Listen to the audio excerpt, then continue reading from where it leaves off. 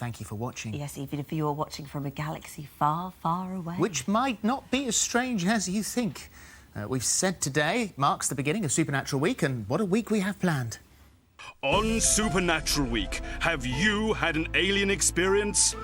Today, one of UK's only agony aunts for alien abductees takes your calls. From close encounters of the alien kind to the ghostly encounters of the sexual kind. On Tuesday, we meet the woman saying she had an amorous encounter with a ghost. On Wednesday, we lift the lid on the tricks used by the fake psychics and meet one of their victims.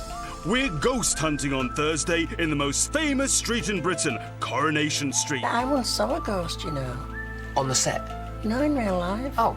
And rounding off the week, we meet a woman who was famously haunted by a poltergeist 50 years ago and is waiting for him to return. Well, I'm intrigued about what's going to happen on Tuesday. As we are kicking it all off with Alien Abductee. And we've got a phone in for you. Joanne Summerscales is an alien contactee counsellor who has dedicated herself to those who claim to have had alien experiences. People like Samantha Macdonald. She believes that she was not only abducted by aliens, but also attacked by aliens as well. Well, Joanne will also be taking your calls later on in the show. Have you ever seen something out of this world? Maybe you felt the presence of another being, or maybe you have evidence of UFOs. If you have an encounter that you would like to speak to our alien agony aunt about, and then call 08000 30 40 44. Calls are free from BT landlines, though some calls from mobiles and other networks may charge. You can also email us this morning at ITV.com. You must be 18 or over, and we need your calls by 11:30 a.m. today. Terms and conditions at itv.com/terms. How's your cold, by the way? Oh, I know. You have to excuse me today. I am not brilliant. I'm a little bit worried about this closing I encounter, if I'm honest. know. I'm sorry. I do keep using that gel. Coming up, is there life beyond our planet? Our next guests believe so. We'll be talking all things extraterrestrial in just a moment. And now, everyone's favourite week on This Morning is back. Quite everyone. Except you. It's Supernatural Week. Well, before we make yet more TV history, let's remind ourselves of Supernatural weeks gone by.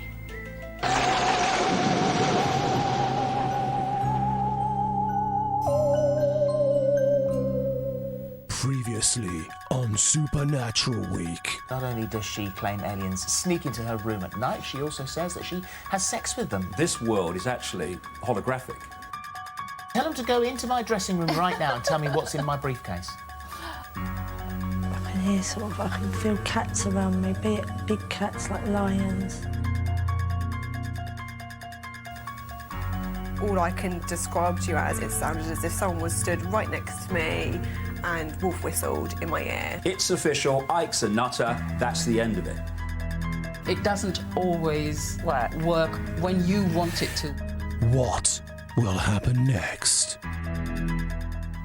Well, let's find out. We're kicking off the week on a subject that's quite literally out of this world. Well, This Morning recently commissioned a one-poll supernatural survey. 1 in 3 people think they have seen a UFO, with 1 in 25 admitting they believe they have actually been abducted by aliens. Samantha Macdonald believes she has been not only abducted by extraterrestrial life, she's been attacked by what she believes is an alien life form. Also joining us today is Joanne Summerscales, a self-styled agony aunt who specialises in alien abductions.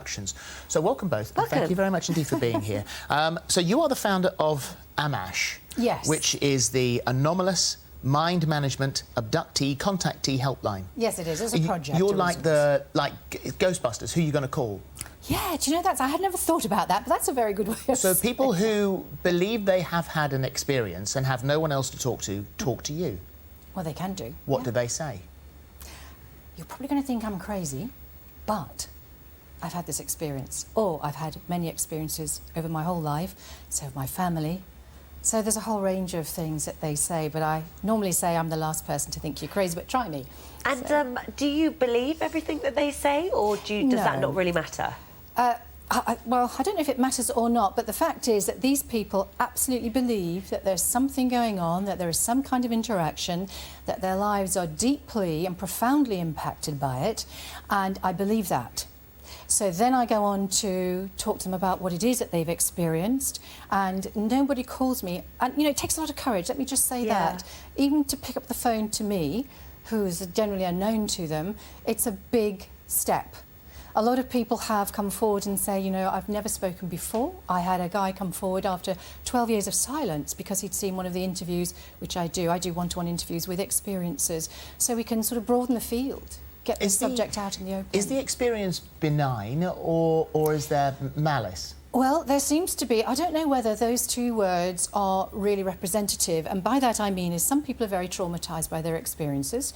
Some people believe it's part of a spiritual development of the human species. Some people are contactees, and that is the difference between an abductee and a contactee, essentially, is that the contactee has, let's say, full consensual awareness, memory from start to finish, where the abductee tends to not be aware, or their awareness kicks in later on. And what do you do to help them? I mean, when they come to you, what's your sort of... Well, it's a bit of a counselling scenario. For example, the most important things that we need, or thing we need as human beings, to be heard. Yeah. We need to have a voice. I mean, I said I gave somebody an extreme example. I said, if you'd been raped or beaten or brutalised, and someone just turned around and laughed at you and thought you were swinging the lead, I mean, it's as severe a trauma as that. Yeah. So, no, I don't laugh. And I get people to tell me their stories. Now, you know, people say, well, maybe there's mental health issues. Well, maybe there are lots of issues going on, but clearly these people's lives have been impacted. In some way, whatever that is, we're trying to get whatever reason. to the end of it. And, you know, we've had people like Professor John Emack, who's a Harvard psychiatrist, sadly no longer with us, who made a special study because he wanted to get to the bottom of it. No longer with us, I assume, because he sadly passed on rather than being permanently abducted. Thank you, Philip. Okay. Right. All right, well, Samantha, clear that up. Steady on. Samantha, when was your first encounter? When I was about 40 years old. It was in the late 90s. And end of the 99. In what form? What happened? Well, I was treating it. I was into healing, crystals and Reiki, and I was actually doing a healing on somebody who had said that they were being attacked by these negative forces, and they'd actually had black magic used against them, and they just didn't know where to turn. Although there was healers about, she tended to come to me, and I tried to say, well, I'm not experienced at this, I know nothing about it. What about your own personal experience? That was someone else's experience. What about you? Yeah, well, that then took... I then experienced it. So where did you go? Where did they take you? Are you talking about the abductions now? Yes, definitely, yes. Right.